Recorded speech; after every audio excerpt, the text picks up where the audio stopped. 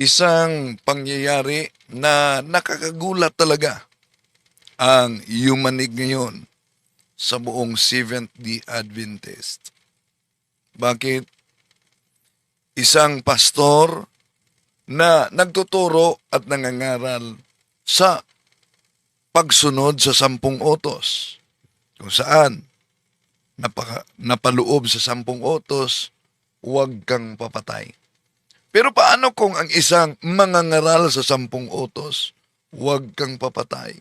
Isa na dyan ay siya pa rin mismo ang itinuturong utak sa hindi iniasahang pangyayari sa kapwang Sabadista na treasurer pa at doon pa mismo sa opisina ng Northern Mindanao Conference ng Seventh-day Adventist na may security.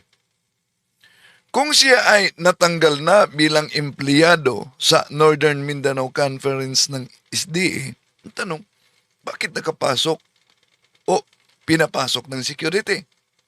Kung narinig ng security ang sunod-sunod na putok at nakita mismo ang suspitsado na nagmamadali itong lumabas, bakit hindi nasita?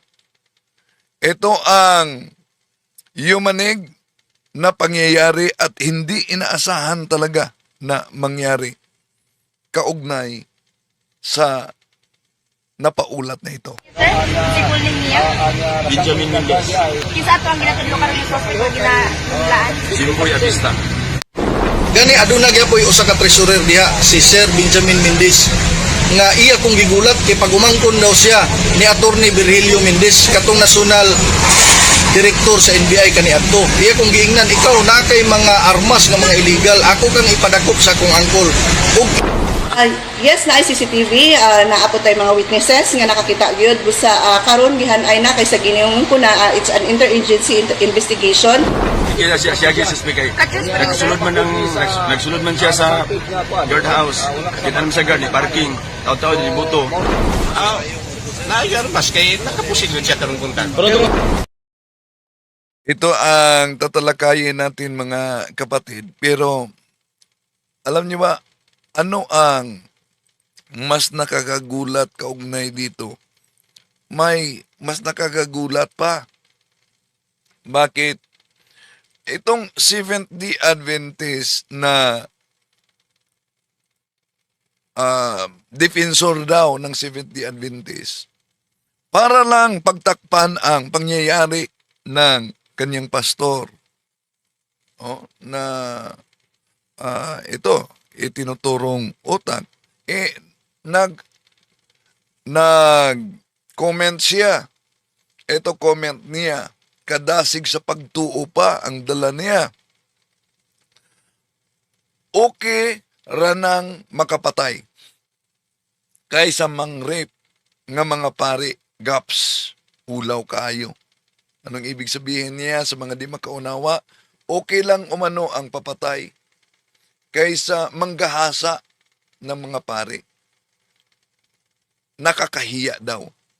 Ito po talakay natin mga kapatid. Anong nangyari ngayon sa isang pastor na nagreklamo noon dahil hindi hinuhulugan daw ang kanyang PhilHealth at is si Pastor Chosen Jean Abista, na hindi naasahang humantong sa ganitong pangyayari. Sasamahan ninyo ko.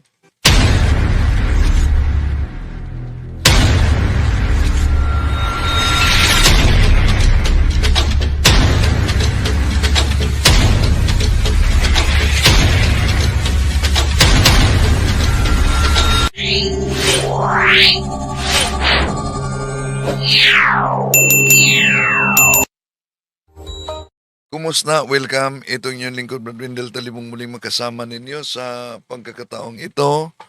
At sa mga bago lang, inanyayahan natin ating mga suking taga-subaybay. Huwag kalimutang pindutin ang like sa ating live at huwag din kalimutang mag-subscribe. At pindutin ang bell button para updated kayo. Mag-comment at i-share ninyo.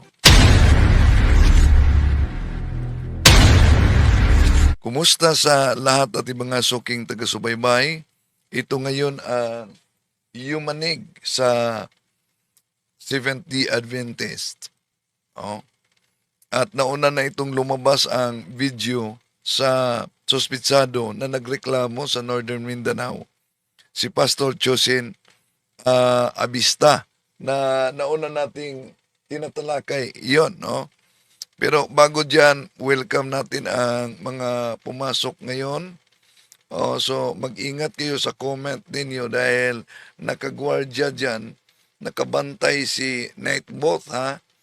Si Nightbot, pag violation ang, may idinilit na siya dito. Pag may violation sa comment, i-delete ni Nightbot. Computer po, yes, Nightbot. So, huwag kayong magalit kung i-delete ni Nightbot, ha? Dahil na-trace niya na may violation sa comment. Okay. Kumusta sa lahat ating mga suking taga-subaybay? Welcome po. No? Lalo na sa mga pumasok ngayon sa ating mga suking taga-subaybay. Okay, sadali dito. Sa comment section muna, tingnan natin. Mga pumasok ngayon. Si Reynaldo Sumuok, Josephine Carig, no? At sa lahat ng mga taga-subaybay. Si Marilyn, hello, kumusta? Ted, no? Good afternoon, Brother Wendell. Just now, meron ding comment, mas nakakahiya daw ang pari na nanggahasa. Sabi ko sa ebidensya ka ba? Kasi kung wala, pwede kang kasuhan ng pari. Okay, salamat.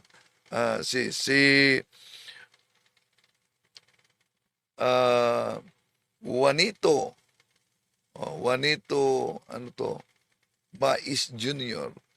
Si Mario Doris Baan. Si Alan Yo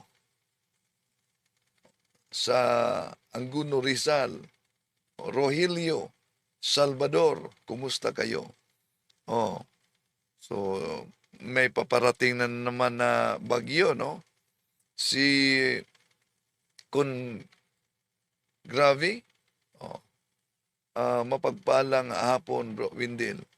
Okay, sa lahat ng mga sumusubaybay, anong masabi ninyo nitong nagkukomento na Seventh-day Adventist Defender, SDA, na sa layunin niyang pagtakpan itong kahihiyan na ginawa ng pastor na yumanig mismo sa buong Seventh-day Adventist.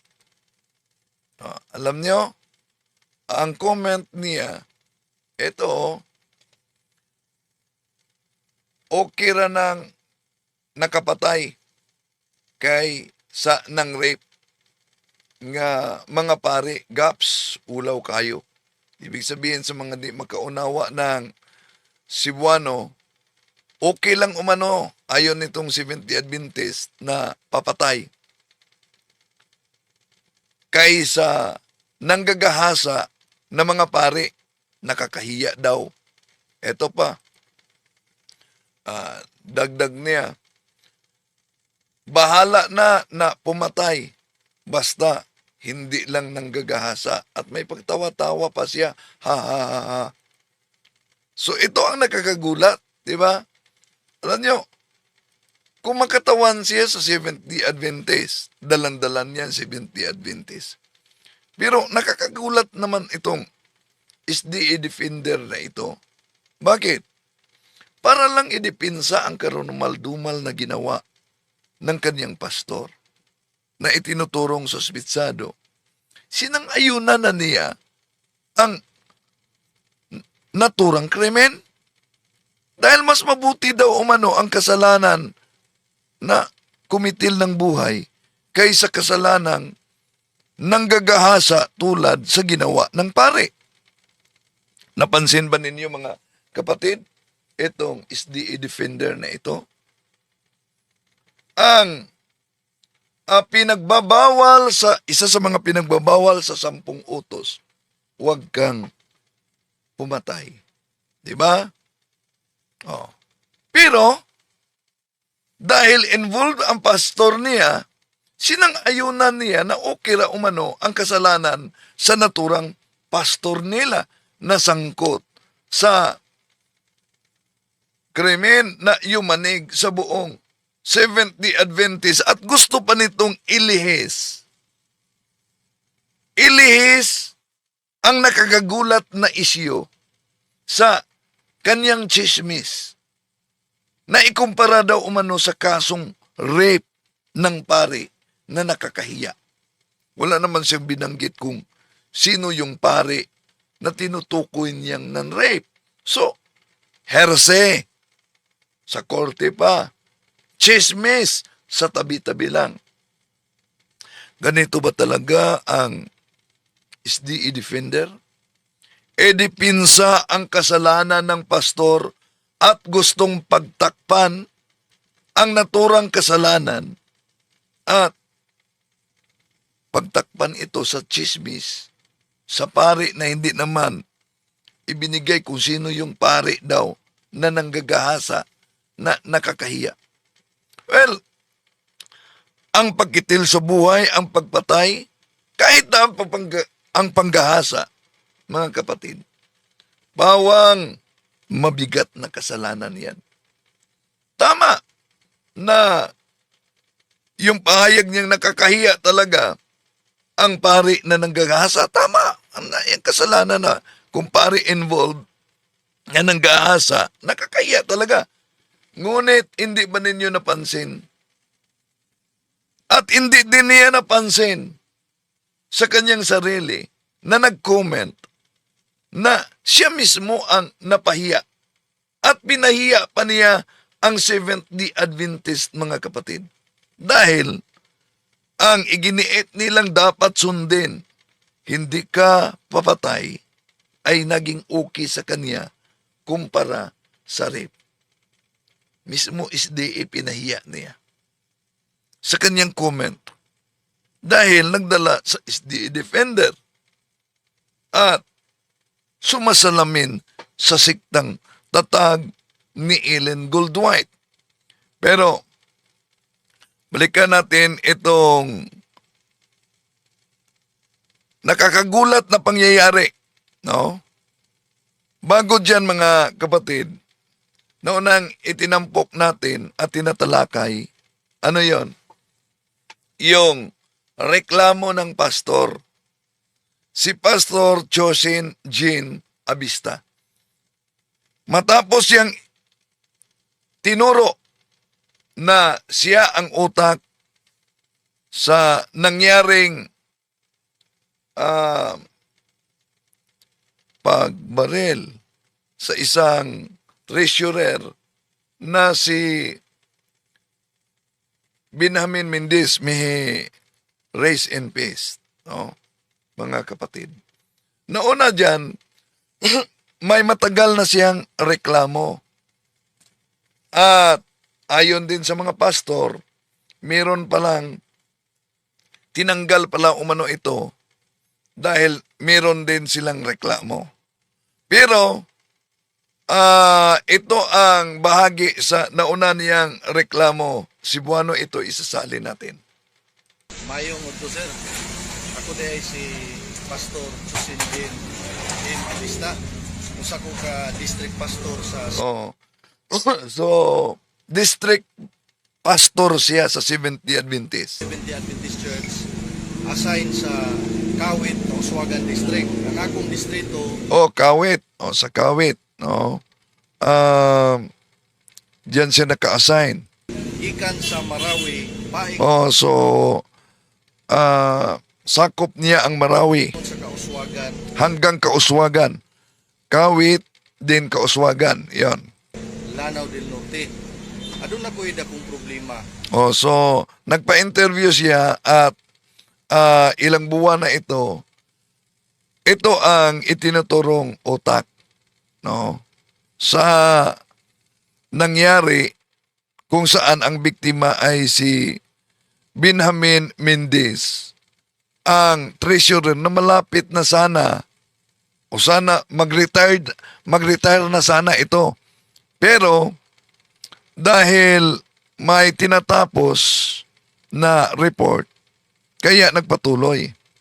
So ang di inaasahang pangyayari, mamaya, pakinggan muna natin itong pahayag sa suspitsadong si Pastor Chosin Abista. Kaysa akong pagpangimpliyo sa Seventh Day Adventist Church, O sa kanyang pagiging, sa mga di nakaunawa ng Cebuano, sa kanyang pagiging empleyado daw sa Seventh Day Adventist. Sa kanyang pagiging empleyado sa Seventh Day Adventist. Ano? especially sa North Central Mindanao Conference. O tumbok talaga niya yung North Central Mindanao Conference. Wala yung ko nila tagae o mga premium remittances. Oh, yon.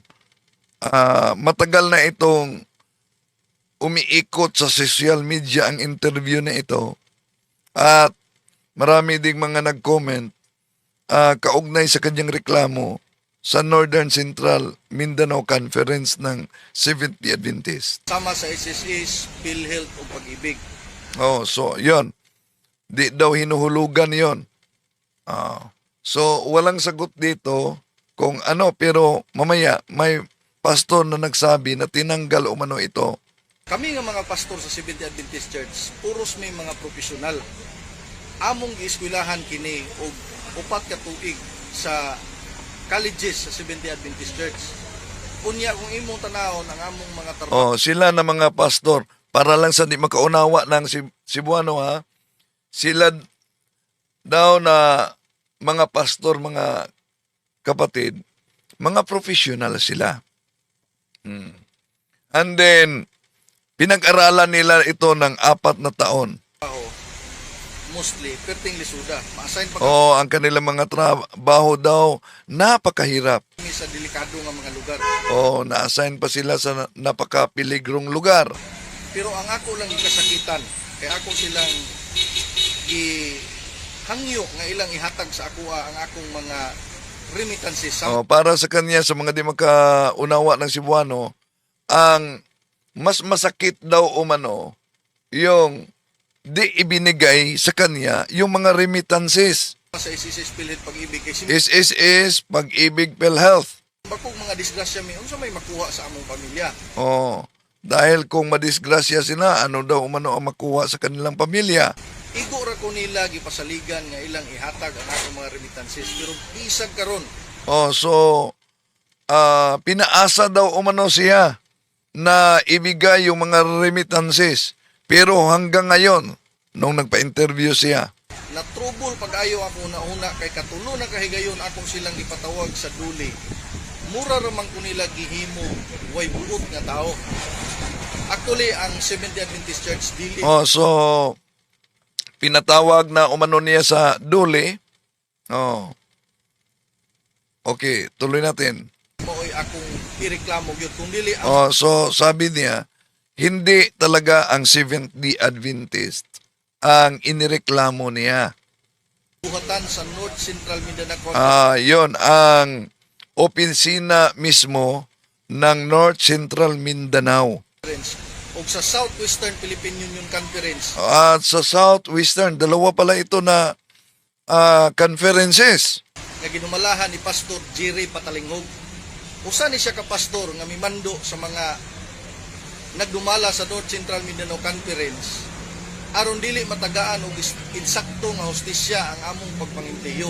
Oh, so open tayo kung meron man na mga taga conference na binanggit niya na magpaliwanag kaugnay dito. Gani ang among presidente nga nilaban sa kuha si Pastor Cristito Bacalaris iya kong gilabanan pag-ayo sa libor without due process ilang gi-impeach ingon ani sila ka mga So, Pastor Bacalares, iba ito, kaano-ano kaya ito ni isang Pastor Bacalares? Kapatid ba kaya ito? Oh, so tinanggal daw umano na sumusuporta sa kanya sa libor. Ito na kong gamhanan ng mga tao. Gani aduna Mga makapangyarihang mga tao, tinanggal umano. ko'y usa ka treasurer diha, si Sir Benjamin Oh, ito. Ito ang biktima kahapon. Ito ang biktima kahapon na habang ayon sa mga pastor, nagsagawa sila ng worship sa umaga, pagkatapos bumalik sa opisina, yun na, sunod-sunod na narinig nila ang putok.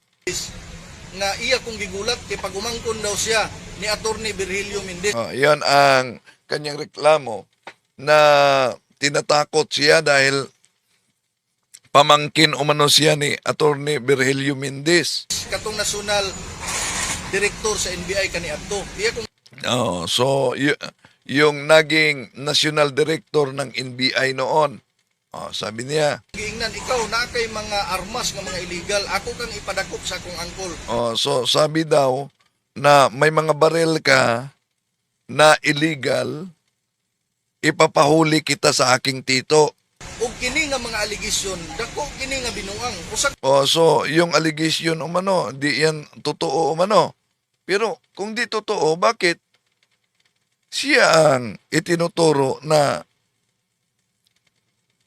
bumarel kay Benjamin Mendez? Asa na ba siya ngayon? O, mamaya.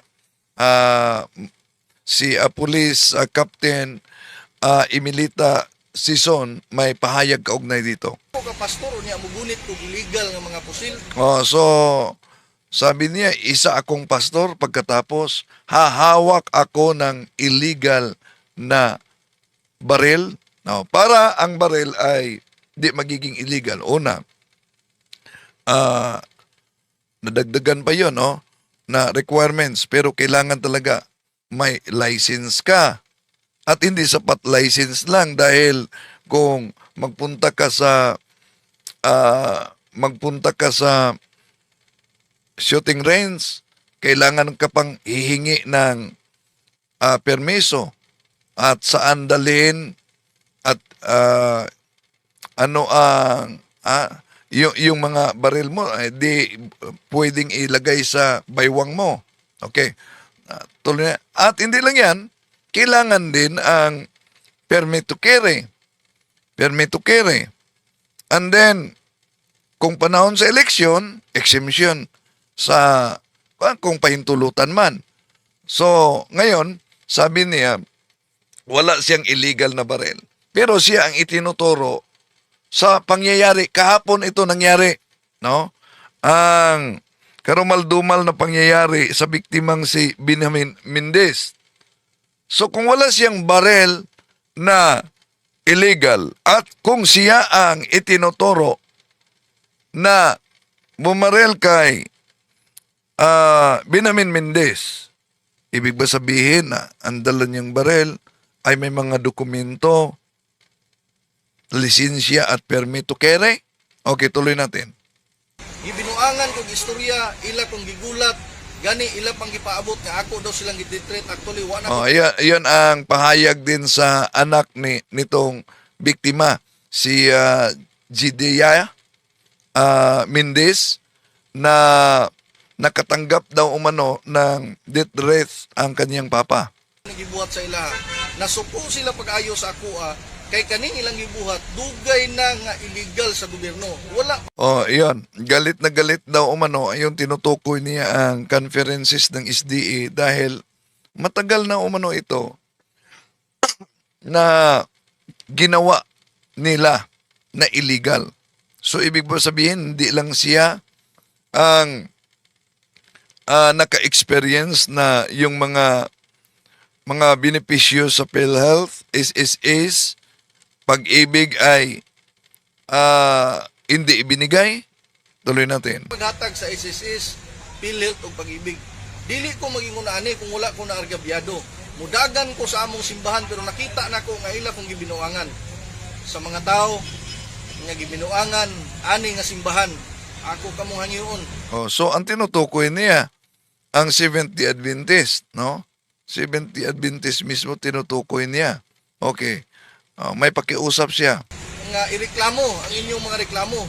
Kaya ako dili ko usa ka mini nga pastor, tinuod ko nga pastor si Hindi daw umano siya bulaang pastor. Tunay siyang pastor Adventist Church. sa Seventh-day Adventist. Pila lang kong gibinuangan. Wala nila gihatag ang akong mga benepisyo. Di lang binigay daw umano ang mga benepisyo para sa kanya. Imba ko mga disgrasya mi kay mga professional mi gitagaan Kung ano ang mangyari nila, mga professional umano sila. gani nila among gwardiya og SSS Pilit Pag-ibig. So bakit yung gwardiya binigyan ng SSS at Pag-ibig, PhilHealth, pero sila pastor, ireklamo niya to, hindi binigyan. Ang among janitor sa North Central Mindanao Conference ilang gitagaan. Janitor nga, binigyan daw, pero bakit pastor hindi? Unya ako Pero totoo kaya na nang nagpahayag siya dito, tinanggal na dahil may napaulat na anomalya daw? sa ko professional nga district pastor sa Seventh Adventist Church, wala nila tagai, sakit kay sa kong kabubuton. So, yun. Napakasakit daw umano na siya na isang professional na pastor sa Northern Central Mindanao ay hindi binigyan ng naturang mga benepisyo. Inaot nga inyo kung matabangan sa akong problema kay dako kini nga binuhat. So, nagpa-interview na talaga siya dito. No? Nagpa-interview siya na nagmasakali na matulungan siya sa naturang problema. Pero, mga ilang buwan na ito nakalipas, mga kapatid. Ngunit hindi inasahan talaga na hahantong sa kahapong pangyayari. Okay, tuloy natin. Sa Seventh-day Adventist Church nga ilang gibuhat kanako mayong hapon. Okay. Pila na katuig niya, pastor? Ngayon, church. Tulo na ko katuig ma'am o 5 3 taon na daw umano siya sa pagiging pastor ka bulan sa at 5 buwan. akong pagpangimpliyo. Wala gi ko tagai. Naaga ni sila ipahim. At hindi talaga binigyan ng naturang mga benepisyo. Totoo kaya ito na ang security guard, ang tagalinis, binigyan, pero bakit daw umano silang pastor, siya na pastor, hindi binigyan? Sa kuha nga ila kung gipawali dito sa Iligan City, unya ang ilang instruction sa amua muhatag mig allowance every day. Ang mga tao among ipaapil sa seminar unya kung ganahan sila sa SDA Church, pwede silang magpabautismo, pero ila kung ipasanginlan nga ako daw ipamalit nga mga tao. Pero Ganon sila para maka-convert, no? May allowance, mangaral, at ang mga tao na makagusto sa Seventh-day Adventist ay bibinyagan. Pero inaakusahan daw umano siya na binibili niya ang mga tao. wala ko na buhata kay di man ko makabautismo. Di man ako nagbautismo. Ila kong ibuhat-buhatan, nagdaot ang akong pagkatao. Ano bang nangyari sa Seventh-day Adventist na siniraan daw ang kanyang pagkatao? Siniraan ang kanyang pagkatao sa mga kapwa pastor ng Seventh-day Adventist. Una karon hangyo gyud ko nga tabangan ko sa media kay Yun, nakiusap siya na matulungan siya sa media. grabe ang ilang pagbinuang sa akong pagkatao. Sa imong tanaw, pastor, dili lang ikaw ang reklamo ani. Dili lang ako. Dagan pa ba sa imong tanaw? Dagan ba ng panidan? So kung hindi lang siya ang nagreklamo, dapat kinuha din niya yung kasama niyang pastor para sumusuporta na marami sila o ilan sila na hindi nakatanggap ng benepisyo habang nangingempleo sa Northern Central Mindanao Conference ng SDA.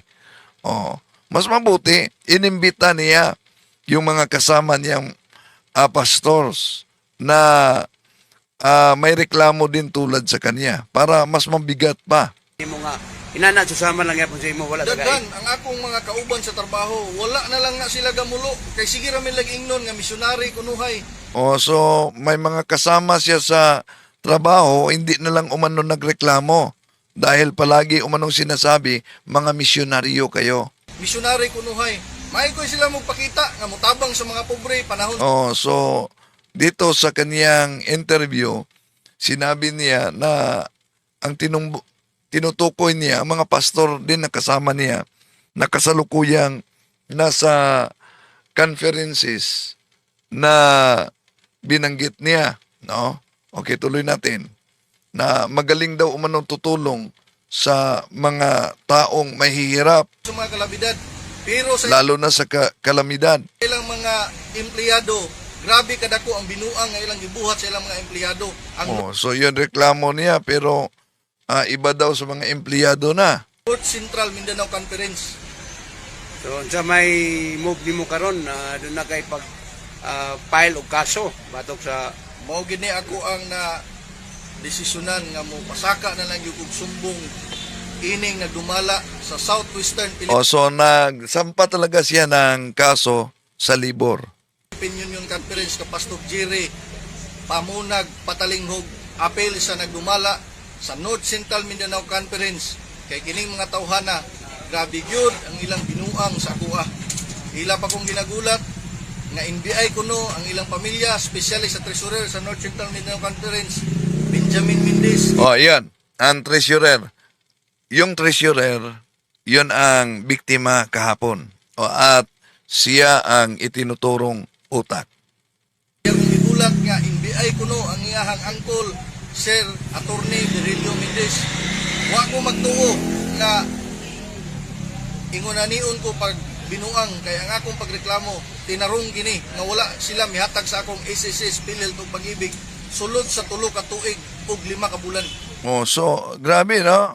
Kung totoong empleyado siya sa Seventh Adventist, 3 taon at 5 buwan, hindi hinuhulugan daw ang kaniyang SSS, PhilHealth at pag-ibig. okay. Panawagan lang pastor sa kinatibukang member sa maong Akong panawagan sa tanang membro sa Seventh Adventist Church.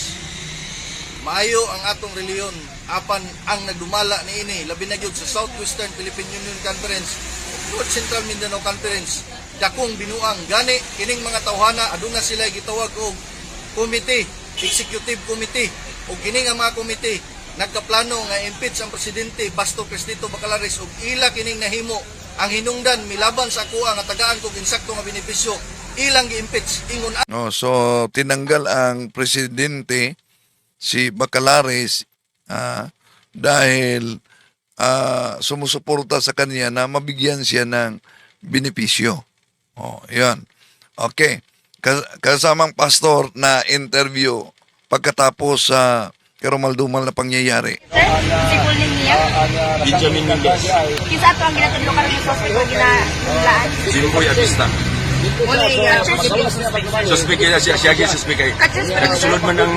Nagsulod man siya sa guardhouse. Oh, so, siya umano, yung si Josin Abista ang suspitsado na dahil pumasok talaga umano sa guardhouse Kita naman sa guard, parking. at nagparking. Hindi sa guardhouse, siguro, no? Sa loob mismo. Oh, nakapasok siya Tao di buto. at nakaparada, and then pumutok Dali-dali na gawas siya man. at dali-dali siyang lumabas. Pero may security sila. Nang pumutok, anong ginawa ng security? Nang dali-dali siyang lumabas, ba't di sinita ng security? Okay, tuloy natin. Ya, kuan siya kanan, dugan na siya kuan kay may mga anomalya siya ba niya. So, sabi nito, meron siyang mga anomalya. Oh, meron daw mga anomalya. Process na siya sa termination. I don't know, auto man daw, liko ka kung ano, murag Nissan, ana? Pastor, gyapon to suspect, sir. Pastor. Suspect, o dala na gito mo, tinuod na gina. Kaya siya man nakita sa guard, kaya siya man Oh, so siya ang nakita sa guard. Oh. Pero meron daw manong CCTV. Oh. So magamit 'yun na ebidensya. Yung sa guard magiging circumstantial lang dahil kita ba ng guard na siya talaga ang bumunot at bumarel o narinig niyang putok, dali-daling umalis. So, ba't di sinita nung dali-daling umalis? kung narinig ng guard ang sunod-sunod na putok, anong ginawa ng guard nila? Actually, worker na siya din sa una. Dili na siya. So, worker siya noon sa Northern Central Mindanao Conference. Boarding niya, pastor, pero nag-work, pero yun ay mga anomalya. Munang At meron dong anomalya. Kung merong anomalya, so kinasuhan ba nila batay sa naturang anomalya? O tinanggal ba nila? Tinanggal ba nila sa pagkapastor? Ano nangyari? But kung di siya tinanggal pagkapastor, ba't palagi siyang nagreklamo kaugnay sa mga benepisyo na 3 taon mahigit hindi hinahulugan yung PhilHealth, Pag-ibig at SSS? kuha na siya, sanction, disiplina, So may sanksyon daw umano at may disiplina na ginawa.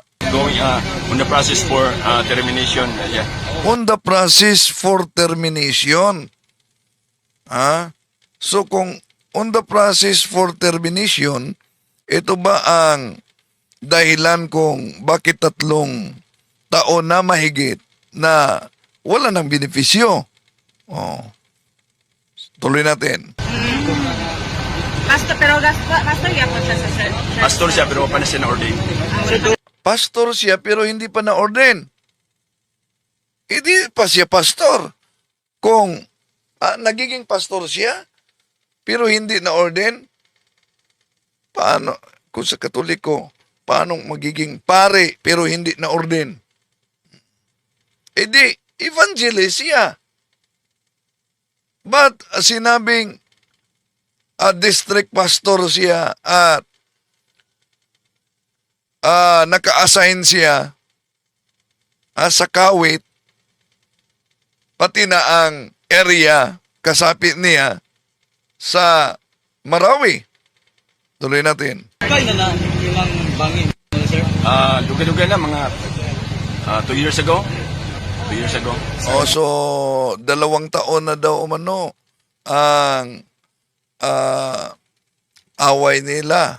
Itong tinutukoy na biktima si Benjamin Mendez.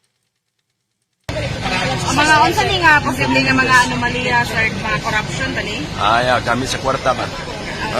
So tinanong siya anong uri na anomalya na involved itong si Josin Abista. Sabi niya ginamit ang pira daw. Dili mao ang paggamit sa kwarta ba? Hindi karapat dapat ang paggamit sa pera. Dugay na ni naglingkod as treasurer Yeah, ni si dugay na. Benjin, sir. 45 years in service na siya. Retired. So 45 in service pala itong si Benjamin Mendez, mga kapatid. At magre-retiro na sana pero may tinatapos dahil malapit na umano sila mag-elect ng bagong officer, so may tinatapos pa. Actually, nag-approve namin sa iya nga retire siya karon tuiga. So ngayong taon, sana siya mag-retire. 65 years old. Jimboy Abista. Sir, di ba? Jimboy Abista, sir? Jimboy pala ang nickname nito, Abista. So ibig sabihin, init na init talaga itong Jimboy Abista sa treasurer na si Benjamin Mendez.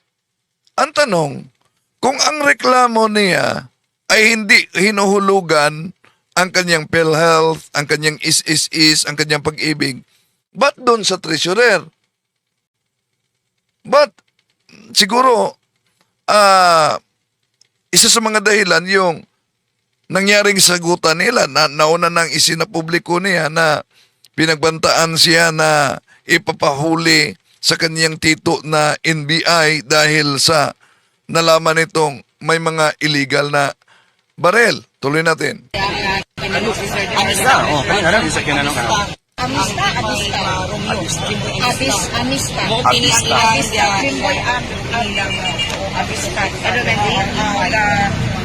Benjamin Mendez. Sir, isa may Kahapon ito na pangyayari, mga kapatid.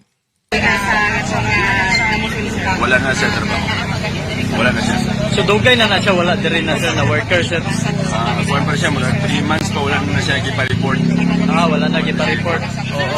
Pero alam pa niyo sir, unsay rason ganun karon nga adlaw na iyan yung desisyonan nga anhiya ng mga dili mismo sa may Karon na sa decide kinabaharan na niya. Kinabaharan na niya actually ang kaya sila mga administrator diri nga bago nga ansa manabla siya. Sir, unsa gyud So may sinabi na umano na manabla siya. Bakit? Anong dahilan?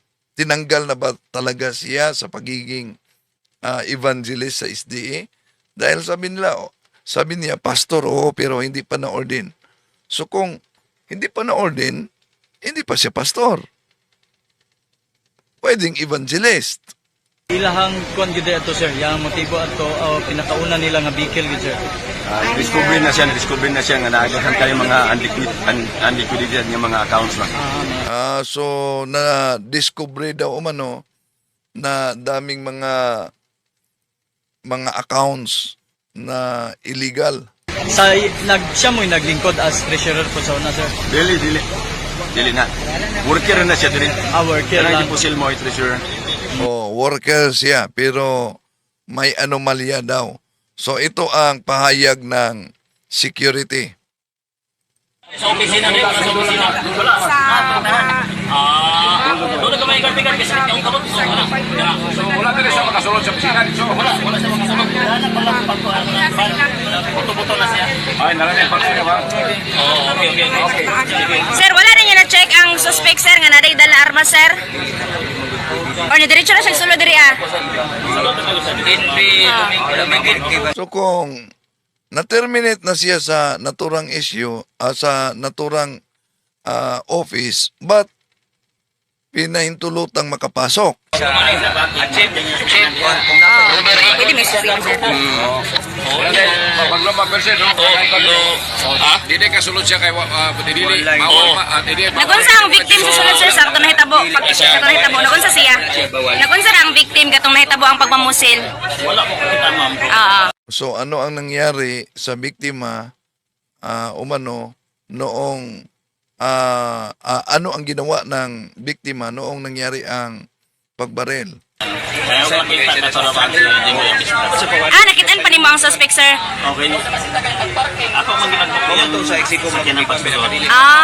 Pagkuan. Bakit yung kinan diha, parking na siya diha. So malapit lang sa guardhouse, pinaparada yung sasakyan. Buto-buto na yan. Pagkatapos nakaparada, yon narinig niya yung putok. Umano, ilang putok. Ang victim, sir, unsa man siya orasan ni sulod diri sa iyang opisina? Sayo ba sa buntag? Alas 8 Gs. Alas 8 J. Alas 8:10 pumasok ang biktima sa office. Ito ang pahayag. Ang suspitsado na pastor ng SDA ay sumuko na. Ito ang pahayag ni Police Captain Emilita Sison, ang spokesperson ng PNP Cagayan. Para Press conference ito. maka-judge o pangutana ka, one round lang ang question. If ever naanap ay next round, balik na po tayo nga na. So, okay na ta? Maayong hapon sa tanan, natakaroon para sa usa ka press briefing ang atong ipahigayon na kini align kini sa atong shooting incident nga nahitabo kaganihang buntag tandi ang atong interagency coordination, especially sa pagsulbad sa mga krimen. Og ang atong suspetsado ana sa naggiagi man gid natong process mo tong nakita gid ninyo kaganiha nga nato sa DG office, niagi kita sa legal process tungod kay dili nato pwede i-break ang chain kay since dito siya ni surrender, importante kayong moagi kita sa kustudiya. So sumuko na ang suspitsado sa PNP, pero sa ibang office ng PNP. Proper nga kustudiya. So dito since joint investigation ang gikandak ani ini nga shooting incident, so giagi og booking process o giagi og sakto nga documentation o niagi na po siya o medical and then return over ni sa kustodiya ni Coco. Sila na siya karon ba? Sa pagkakaroon, receive na siya ni Coco. Naala siya sa Maharlika Detention Cell under sa City So, nasa Maharlika Detention Cell ang naturang pastor. Mobile Force Company. Apan sa ginayon ko pa naapoy proseso sa booking si Kaugalingon si Coco. So karon agi na gid siya sa mga legal nga documentation para sa posible nga pag-file sa kaso nga kaniya. Unsay motibo sa iyang pagpatay? As per information niya sa attorney Sultans. Yes, actually personal po natong nahinabi ang atong suspisado og nahisgutan gid niya nga taud-taud na kini nga panagmangkil. So, na personal na nakausap pala umano ni Police Captain Emilita Sinson ang suspitsado at binanggit nito na matagal na ito na gusot nila. Internal sa ilang within sa ilang church Sa within loob ng kanilang simbahan. sa ilang simbahan nga kapunungan.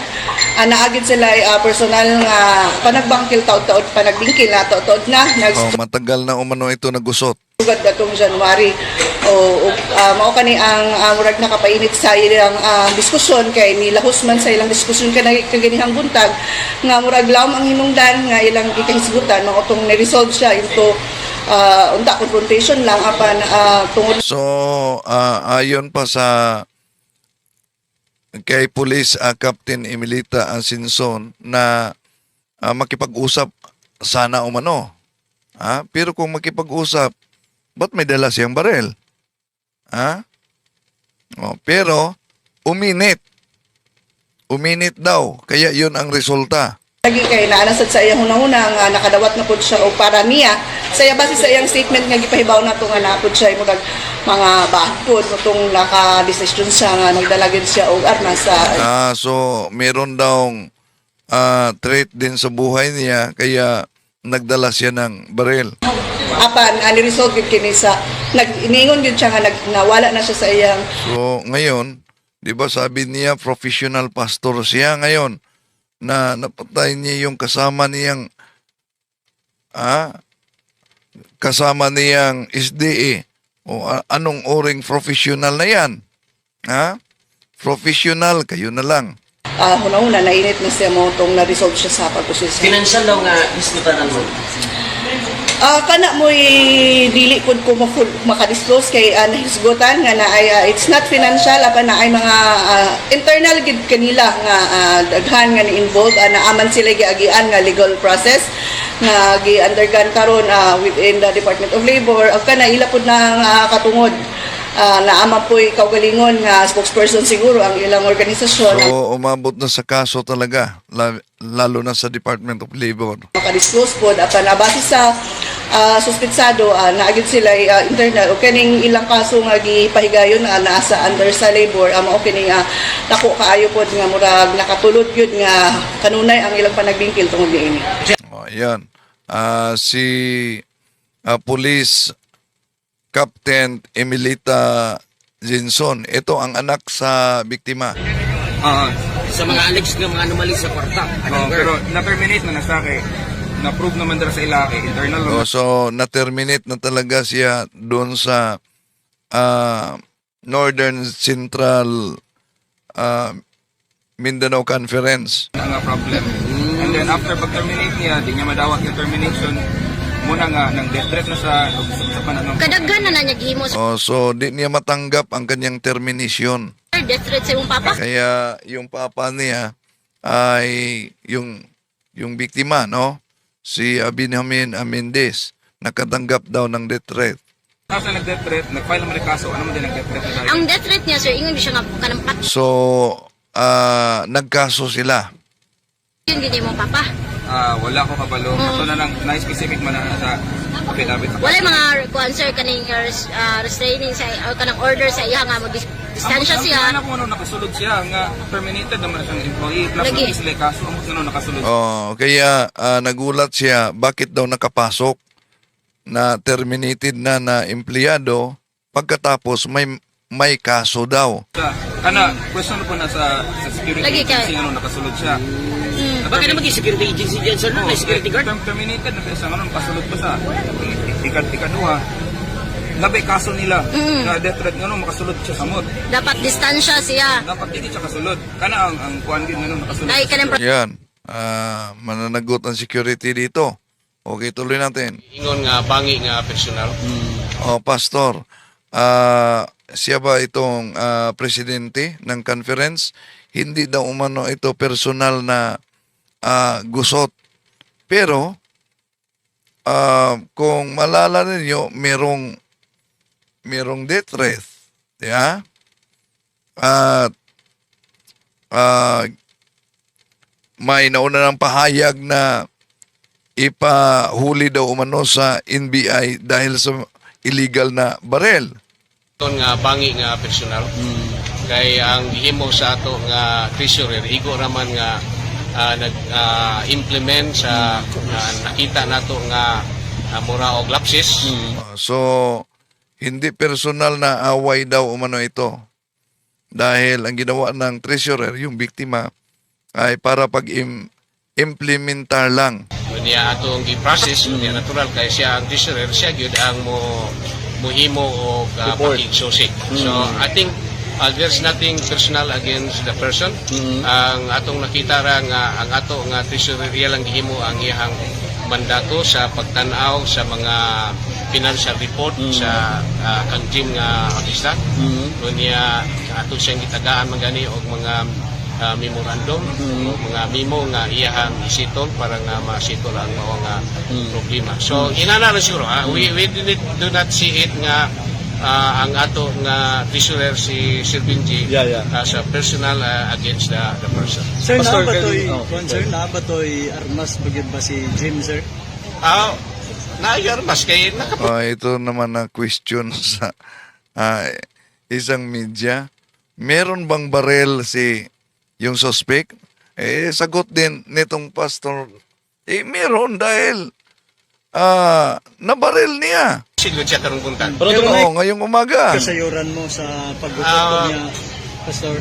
Wala mi detail pero naala mi madunggan nga doon na siya kunoy armas. Pero wala man gud namo pod nga di man ta magkusisa sa mga tao.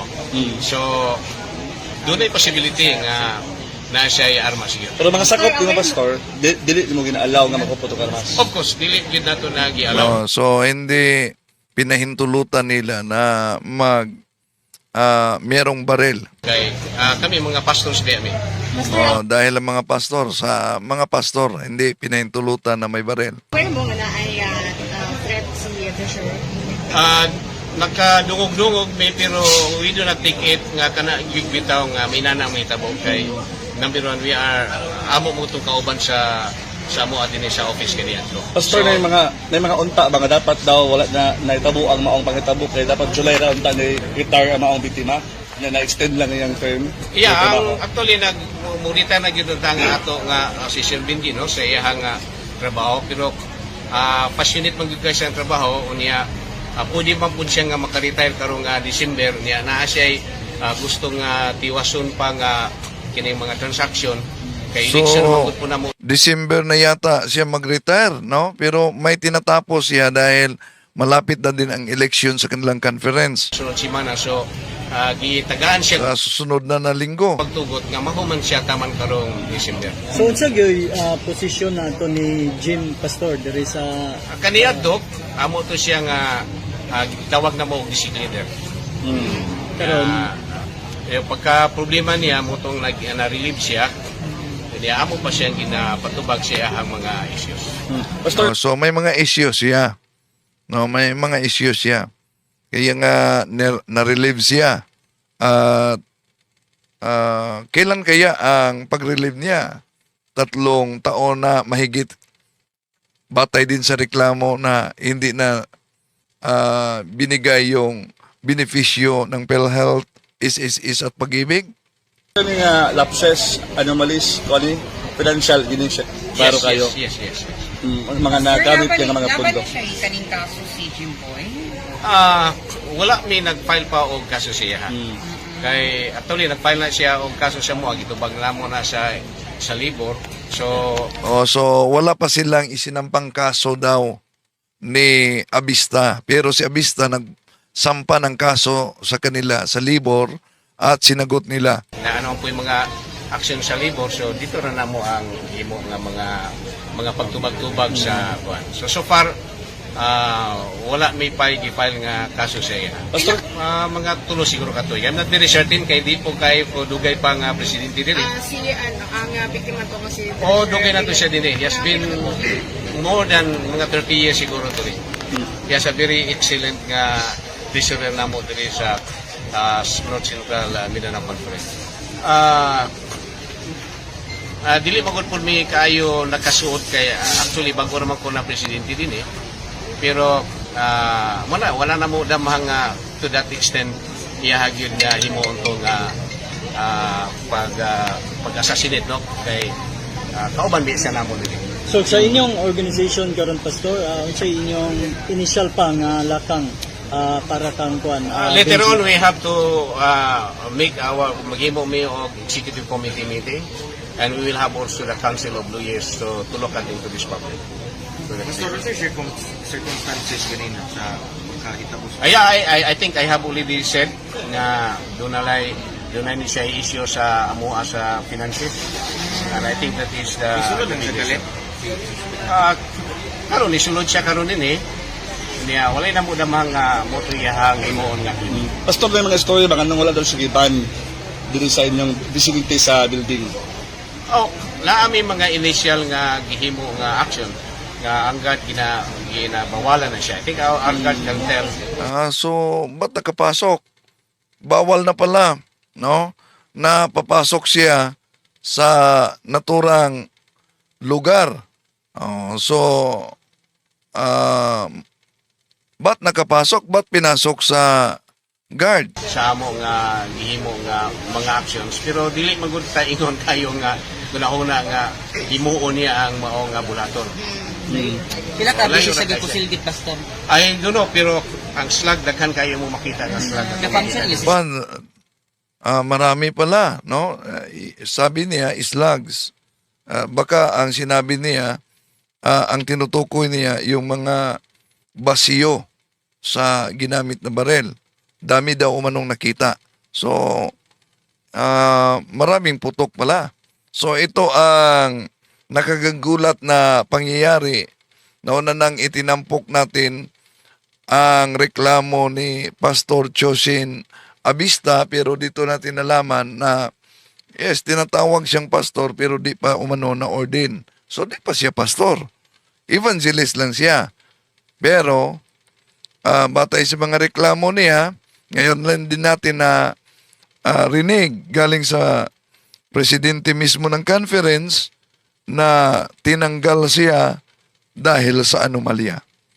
So, panalangin natin ang pumanaw na si Benjamin Mendez at ang mga biktima din sa Bagyong Tino, mga kapatid. Ingat-ingat kayo, may parating na bagyo. Maraming salamat. Hanggang sa muli. I